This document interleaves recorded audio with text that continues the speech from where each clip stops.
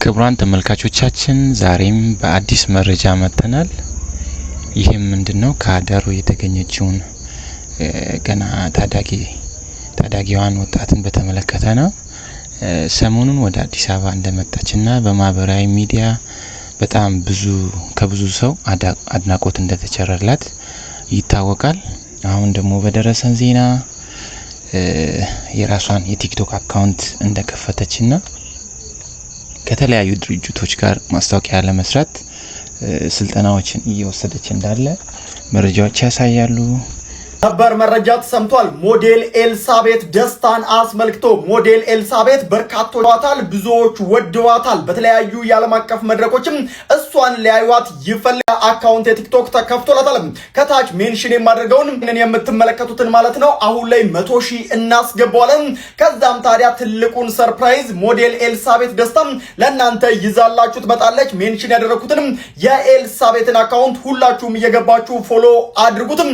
ትልቅ ስራ በቅርብ መገናኛ ብዙሃን ሰሞኑኛ ወሬ ያርጉ ሰሞኑኛ መነጋገሪያ የሆነው አጀንዳ ይሄ ነው። ወደ አዲስ አበባ ከመጣች ወደ 4-5 ቀን ይሆናል።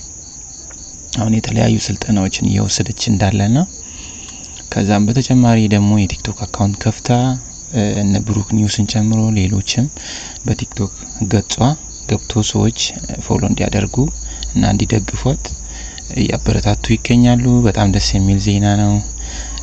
ስልጠናዎችን ከወሰደች በኋላ ራሷን በደንብ ትሪት ካደረገች በኋላ የተለያዩ ማስታወቂያዎችን እስክንሰራ እኛም ጓጉተናል። ያው አንድ ታዳጊ ዝም ብሎ አጋጣሚ በተነሳ ቪዲዮ ህይወቱ ሊቀየር ስል በጣም ደስ ይላል። አሁንም ያኔ እንዳልኩት ይሄ ለሁሉም ገና ታዳጊ ልጆች ትምህርት ይሆናል። በጣም ደስ የሚልና ሌሎችም እንዲነቃቁ የሚያደርግ መረጃ ነው። የቲክቶክ ገጽ ተከፍቶላት አሁን ወደ 2,000-3,000 ነው ፎሎ ያላት።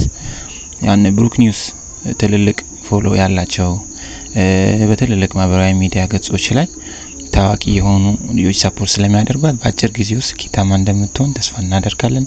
እንዲሁም ማስተራብነትም ከጎኗ እንደሚሆን ከዚህ በፊትም ገልጿል። በጣም ደስ የሚል ዜና ነው። ለብዙ ኢትዮጵያውያን መነሳሻ ይሆናል። የሷን አራያ ተከትሎ ብዙ ታዳጊ ልጆች ከክፍለ ሀገርም አዲስ አበባ ካሉ እንደዚህ አይነት አጋጣሚዎችን ተጠቅመው መለወጥ እንደሚችሉ ይሄ ጥሩ ማሳያ ነው። በጣም ደስ ብሎናል። ሁላችሁም እንደዚህ አይነት ታለንት ያላችሁ ልጆች ታለንት ሲባል ያው የግድ አሁን የሷ አንድ አጋጣሚ ሆኖ መልኳ ጥቁረቷና እና ስስቅ ምናምን ያው በውበት ነው የሷ። ግን ሌሎች ደግሞ ተሰጥኦ ያላችሁ ታዳጊዎች እንዲህ አይነት አጋጣሚዎችን ብትጠቀሙ መልካም ነው እላለሁ። በዚህ አጋጣሚ ይህንን ቻናል ሰብስክራይብ እንድታደርጉ፣ ሰብስክራይብ ያደረጋችሁ ቤተሰቦችም ላይክ ሼር እያደረጋችሁ ያው እኛም እነሷን ከጎኗ እንድንሆን በዚህ አጋጣሚ ጥሪዬን አቀርባለሁ። ቀጣይ በሌላ ርዕስ እስክንመጣ ድረስ ቸር ሰንብቱ። ባይ ባይ።